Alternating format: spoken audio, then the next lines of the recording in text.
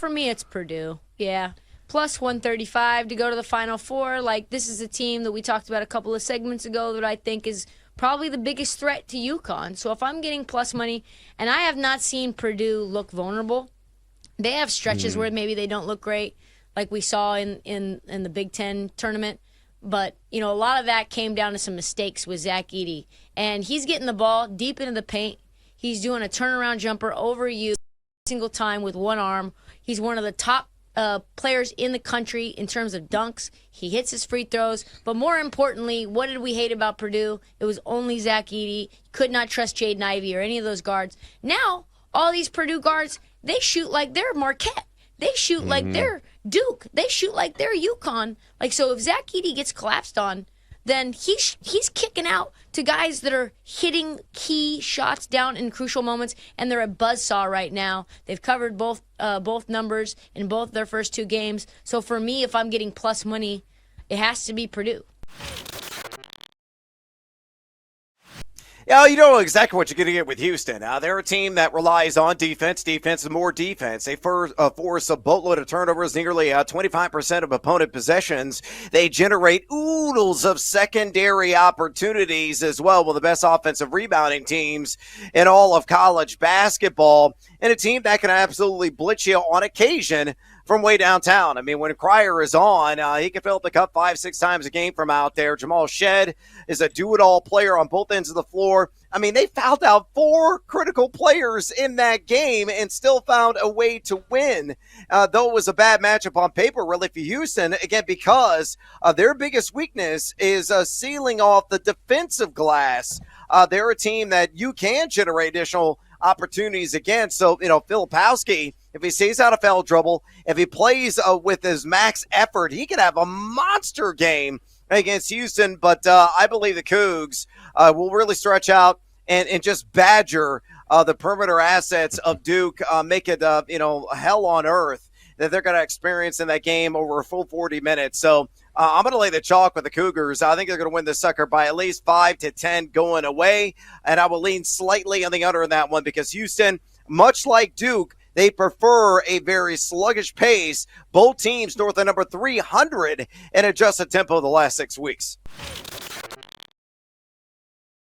Sometimes when a team, especially a number 1 seed like Houston, gets a scare, sometimes that's enough to get them to go on a run. Sometimes that shows cracks in the armor.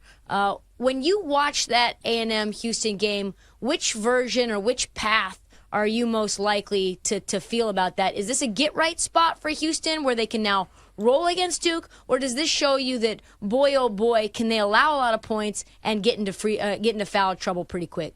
That's a great question, Trista, because it sort of says both, and it's a Rorschach test, I guess, depending on which way you want to look at it.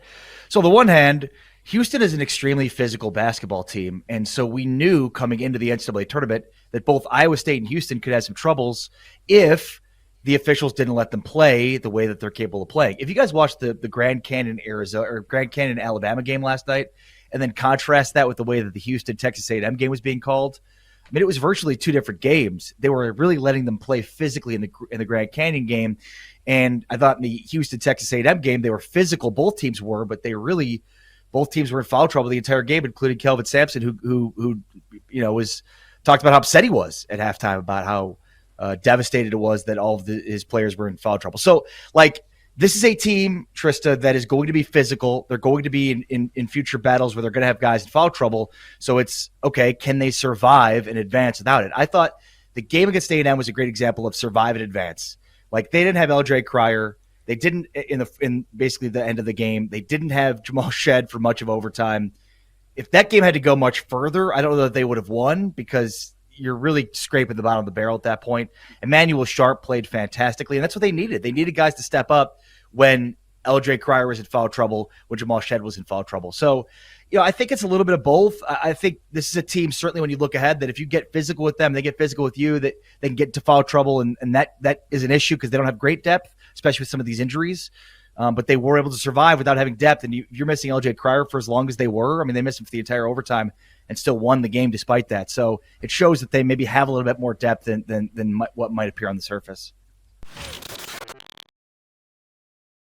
Did you hear what Matt Painter said also about, I didn't do a video about this because I had a migraine, but I just thought it was absolutely ridiculous, where he said that journalists need to take a test about basketball in order to talk about basketball, and if they tweet something dumb, then they need to get their tweet privileges taken away for 3 months.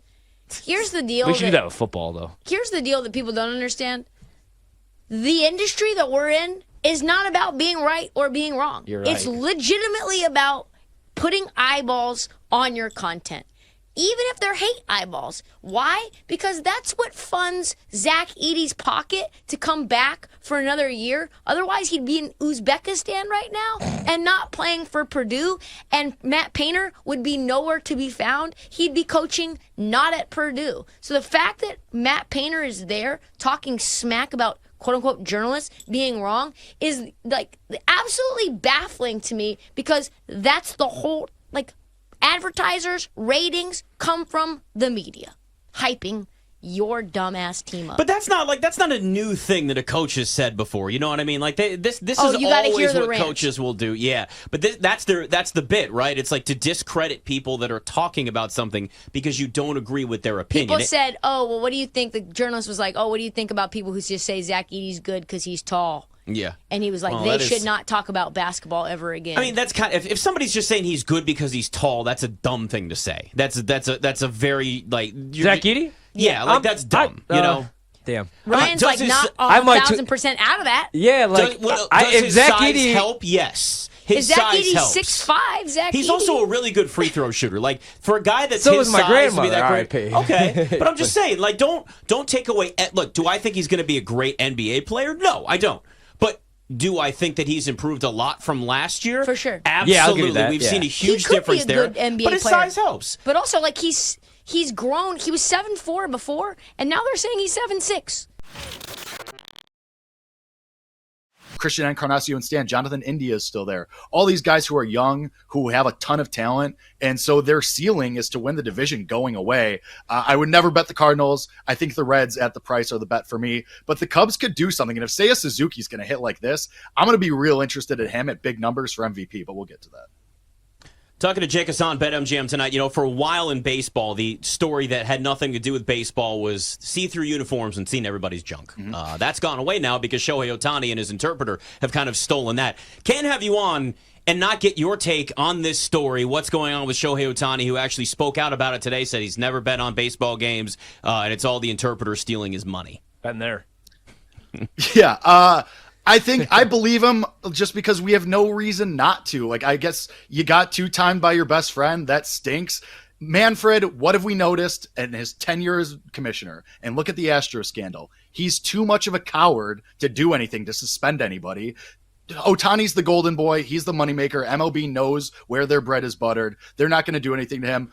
He's going to play. He's going to be there on opening day. But, you know, I believe him. Like, it's just, we have no reason not to. Everybody wants to point fingers and say, oh, you're going to sit there and not notice when millions of dollars go missing from your account.